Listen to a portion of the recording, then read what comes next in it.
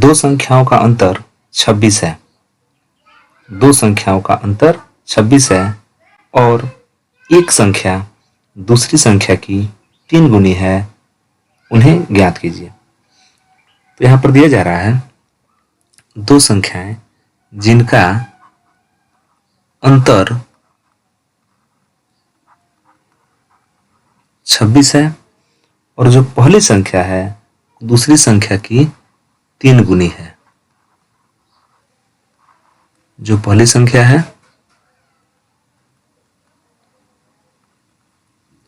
वह दूसरी संख्या का क गुना है, 3 गुनी है।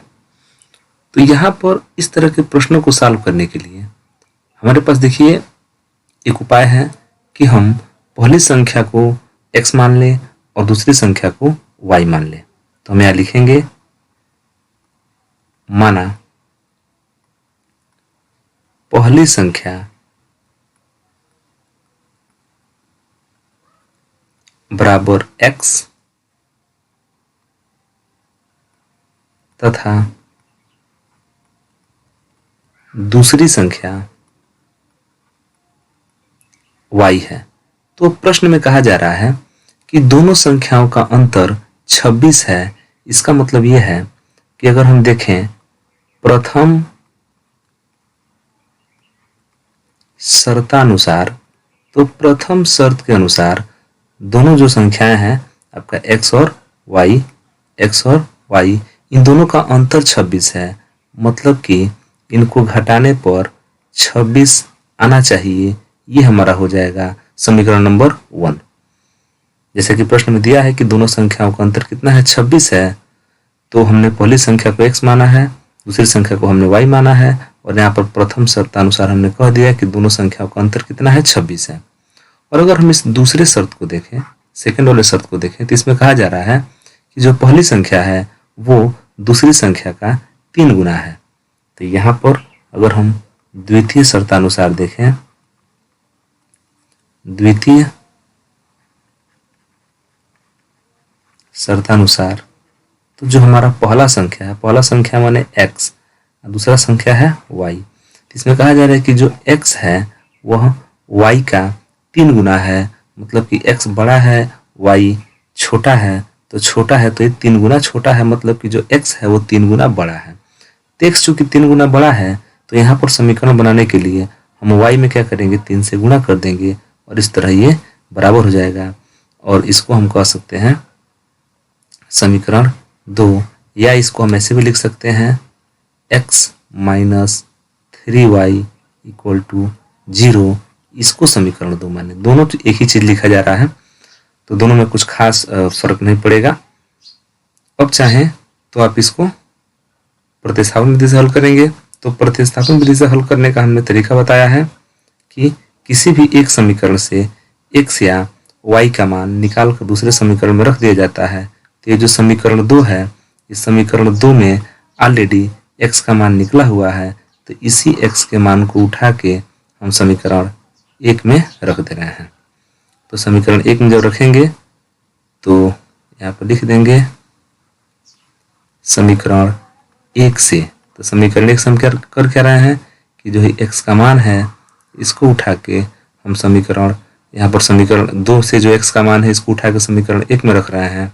तो x का मान है 3y और इधर देखें तो आगे माइनस y है, ये माइनस y है। देखिए यही x की वैल्यू यहाँ पर रखी गई है 3y और आगे माइनस y है इक्वल टू 26 है।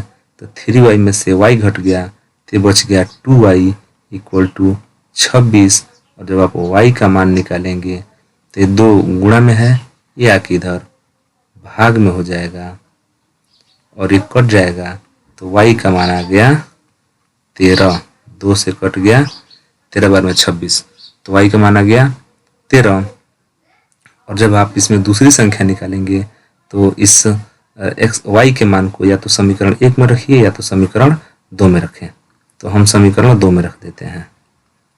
समीकरण 2 से क्या हुआ, x इक्वल टू 3 और y मने 13, तो x इक्वल टू 13 तिया 39। तो x का मान 39 आ गया और y का मान 13 आ गया। तो ये हमारा रहा उत्तर। और अब आप चाहें तो इसका चेक भी कर सकते हैं। अब देखिए 13 में 39 में जो डिफरेंस है वो 26 का है, जो पहला संख्या 13 है ये इसका 3 गुना है। तो ये रहा हमारा क्वेश्चन का हल और आप इसका स्क्रीनशॉट ले लीजिए। तो हमारा अगला प्रश्न है कि दो समपूरक कोणों में बड़ा कोण छोटे कोण से 18 डिग्री अधिक है, उन्हें ज्ञात कीजिए। तो अब यहाँ पर प्रश्न आता है भैया कि इस समपूरक कोण किसे कहते हैं। तो देखिए समपूरक कोण का मतलब क्या होता है। समपूरक कोण, समपूरक कोण का मतलब हुआ कि ऐसे दो कोण जिनका जो योगफल है वो 180 डिग्री हो जाए। मतलब कि जैसे मान लीजिए 120 प्लस 120 प्लस 60 ये मिला के हो जाता है 180। आप कहें तो 100 प्लस 80 ये भी मिला के होता है 180। तो वे दो कोण जिनका योगफल 180 होता है उनको हम कहते हैं समपूरक। अगर हम कहें कि 100 का समपूरक कौन है तो 80 है, 80 का समपूरक कौन है तो 100 है, 120 का समपूरक कौन है तो 60 है और 60 का समपूरक कौन है तो 120 है। तो जिन कोणों को जोड़ने पर उनका योगफल 180 अंश हो जाता है तो उसको हम कहते हैं कि ये कोण क्या है, समपूरक है। अब यहाँ प्रश्न ये आता है कि जो दो कोण दिए जा रहे हैं वो दोनों क्या हैं, समपूरक हैं। तो दोनों कोण समपूरक हैं तो हम यहाँ पर देख लेते हैं। एक कोण को मान लेते हैं x और दूसरे कोण को मान लेते हैं y। तो लिखेंगे माना पहला कोण बराबर x तथा हम मान लेंगे दूसरा कोण बराबर y। अब प्रश्न में कंडीशन कह रहा है कि ये दोनों समपूरक कोण हैं।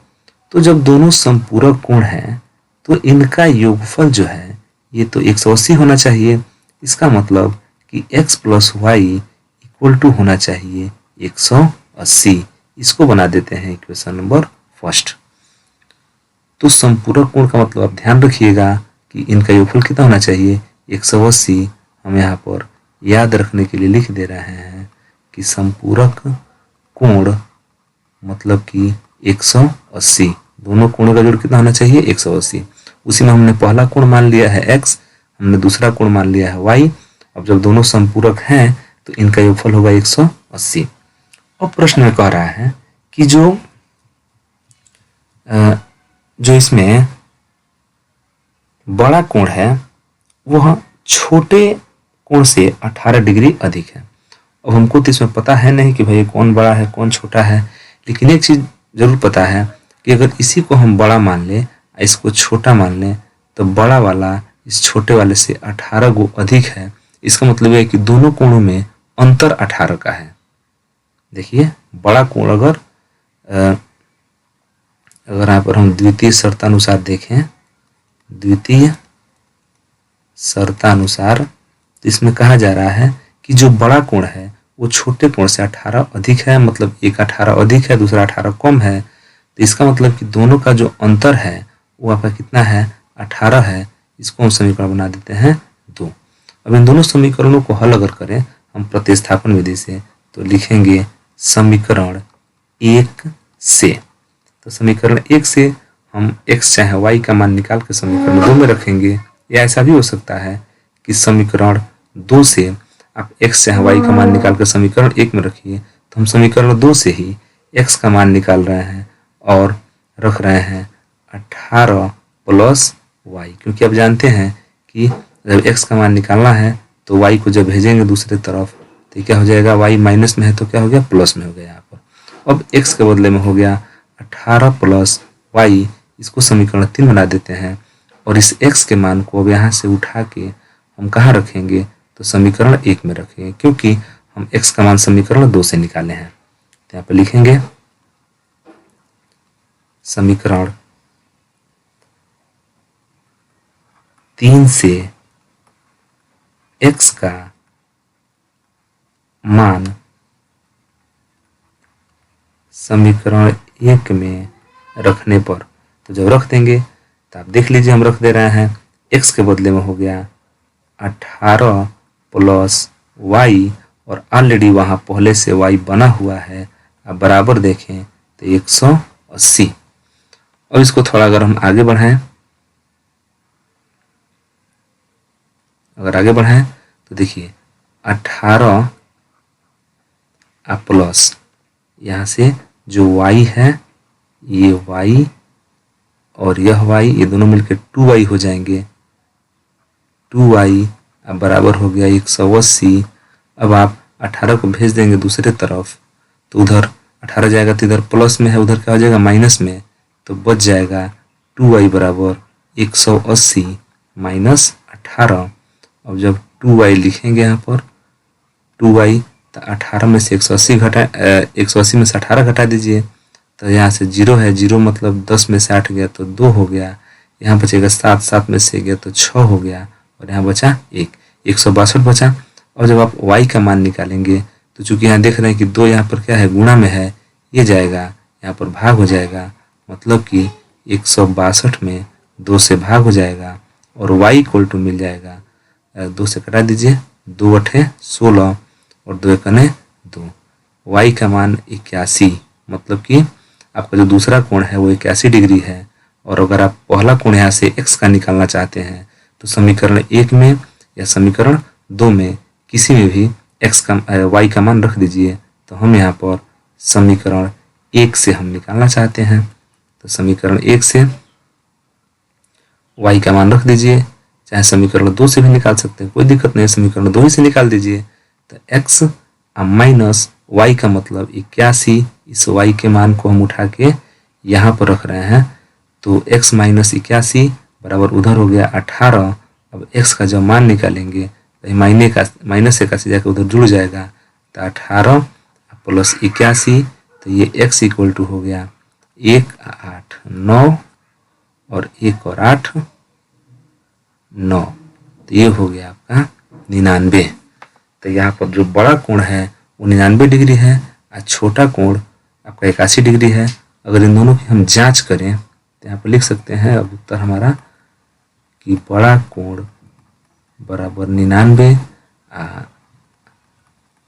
छोटा कोण बराबर 81। अगर इनका योगफल देखें तो ये 180 आ जा रहा है, मतलब कि हमारा जो कंडीशन है वो सही है। और अगर अंतर देख रहे हैं तो भी आपका 18 आ जा रहा है। तो आपका बड़ा कोण कितना हो गया 99 और छोटा कोण हो गया 81। तो ये रहा हमारा उत्तर। आप इसका स्क्रीनशॉट ले लीजिए।